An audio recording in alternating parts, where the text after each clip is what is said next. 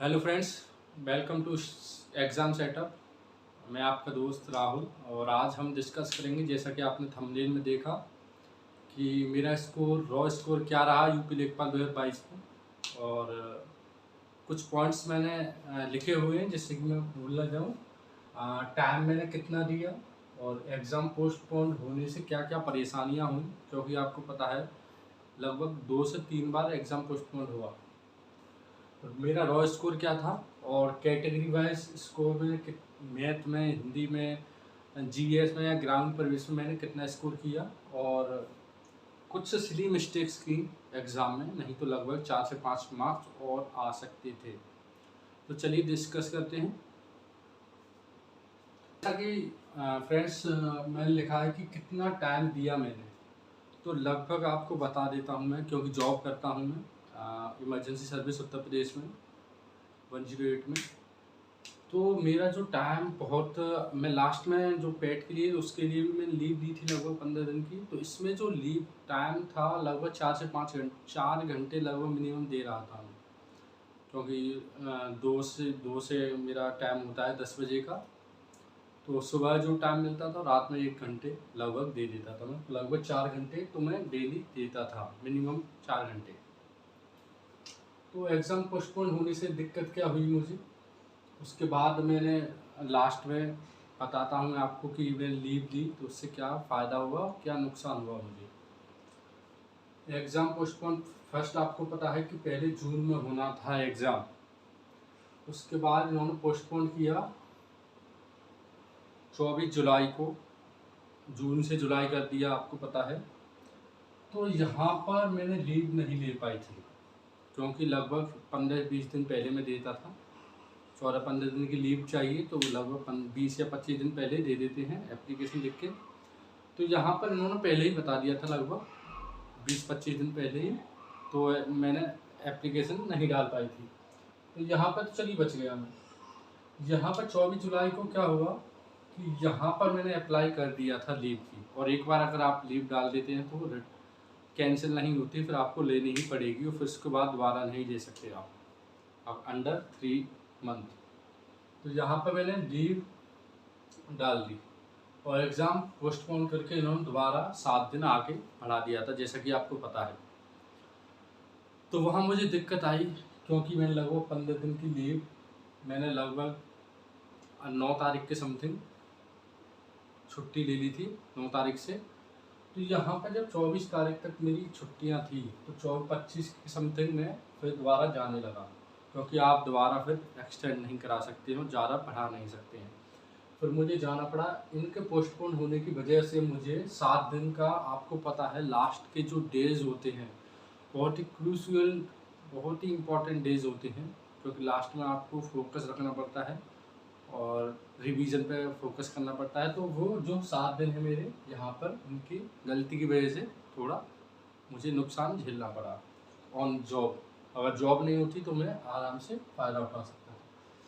अब मैं बताता हूँ मेरा रॉ मार्क्स क्या था। तो इस यूपी लेखपाल 2022 में मेरा रॉ मार्क्स था 75.5 मार्क्स। और कुछ क्वेश्चंस अभी जो है विवादित हैं, 3 से 4 क्वेश्चन विवादित हैं, और हो सकता है उनका मार्क्स मिलता है या नहीं। पर अभी तक जो रॉ मार्क्स है मेरा 75.5 है। कैटेगरी वाइज मैंने स्कोर क्या किया, और इसमें कुछ सिली मिस्टेक्स की, नहीं तो ये 80 आराम से होता, या फिर मुझे लास्ट में जो 7 डेज़, जो लास्ट में जो पहले मैंने ले लिए थे, वो अगर मैं लास्ट में लेता तो मुझे लगता है कुछ फ़ायदा हो सकता था, क्योंकि आप थके आ रहे, जब जॉब से आते हैं तो थोड़ा थक भी जाते हैं, तो टाइम थोड़ा कम दे पाते हैं। तो 70 से 80 हो सकता था ये मेरा स्कोर आराम से। कुछ सिली मिस्टेक्स बताऊँ कैटेगरी वाइज मैंने स्कोर क्या किया। तो मैथ में बता देता हूँ मैं।